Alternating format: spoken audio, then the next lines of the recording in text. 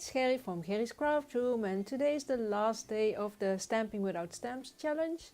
The 3 days of inspiration using mark making tools other than stamps. You can still download the challenge pre-fund sheet if you like to join. All the things you need are on there, and I added the link in the description box for you. So let's begin with the last steps to finish my 3 projects. I have some gesso on an acrylic block and I spray some water to make some splats. I'm adding some white to lift the colors a bit. It makes the colors stand out a little bit more. I use my fan brush for this, which works great. You can also use a soft brush or a toothbrush, though that is way messier. I dip in the diluted gesso and then tap on the brush.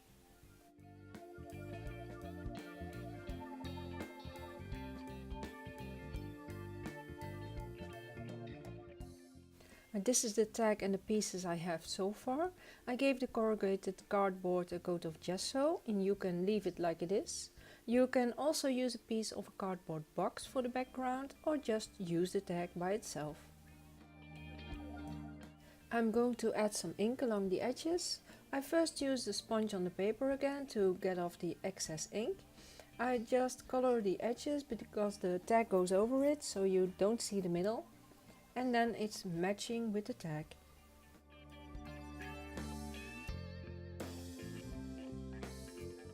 I'm going to use my empty tape rolls and I'm going to use a hammer. This was not on the list, I just got a crazy idea I want to try. Now make sure to put it on the right side so you don't hit on your fingers.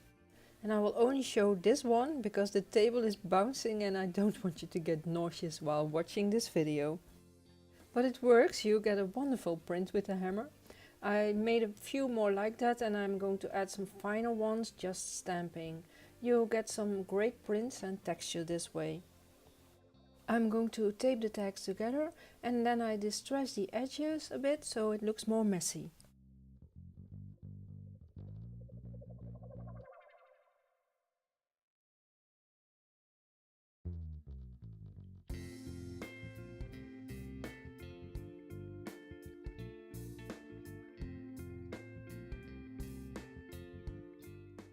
And I'm using the side of the scissors for this. You can also distress the edges if you only have your tag. And then I would use the blade of the scissors or a distress tool. And you can see you get a nice messy edge this way.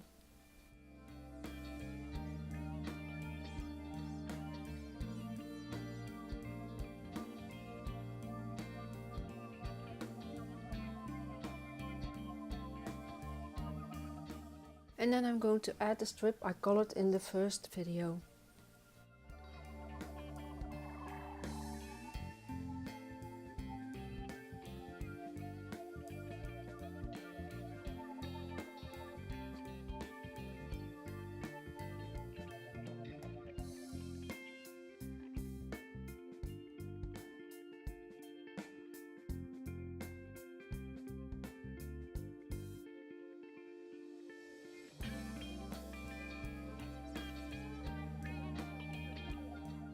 I printed the sentiment I want to use in 2 colors, and now I want to show you something.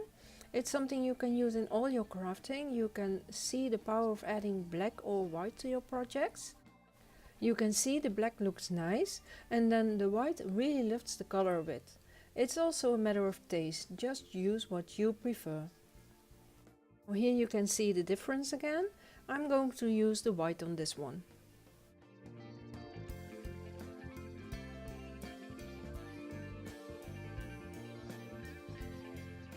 So here is the finished tag, and now I go on with the card.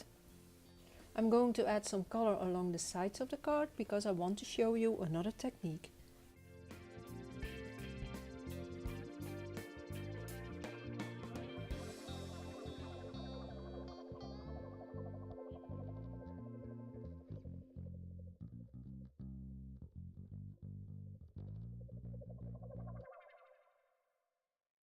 I have a simple sponge and I'm going to spray that with water. I want it quite wet so I can use it with the tape roll. And then I'm going to dip in the empty tape roll and make some prints. Again, I have kitchen paper under my card to get better prints. I let the water circle set a bit and then blot with kitchen paper. You can spray more water on the sponge if needed, and this will be very light and subtle, but it will add to the texture. If you don't have an empty tape roll, you can use the toilet paper roll, where you added some glue along the edge generously, and then you let that dry. And this will work a bit as a plastic layer.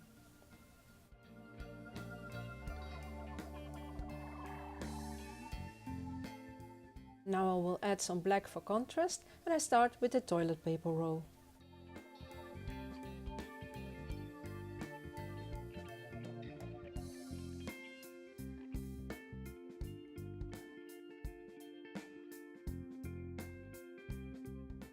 And I'm going to use the cardboard piece again.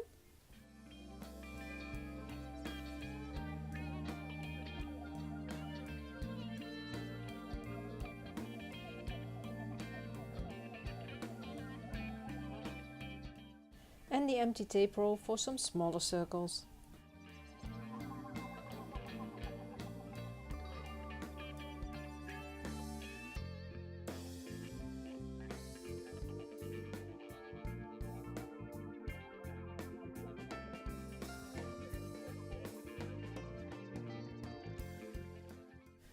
And I want to add some white. I have some gesso, white paint will work too. I spread the gesso with a sponge and dip in the empty tape roll and make some circles. And you can see right away how that lifts the colors. And I add some stripes with the card. You can use a piece of chipboard too if you like.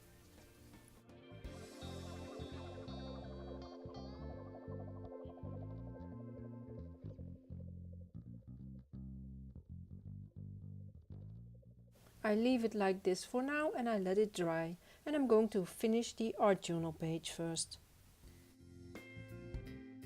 Most is done, I only need to add the sentiment, and here you can see the difference between the black and white again.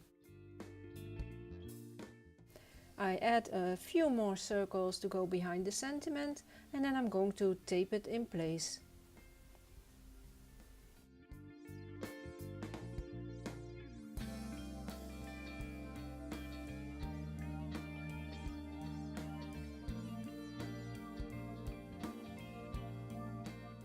I often do this without a ruler. You can use a ruler too to help you get it on straight, of course.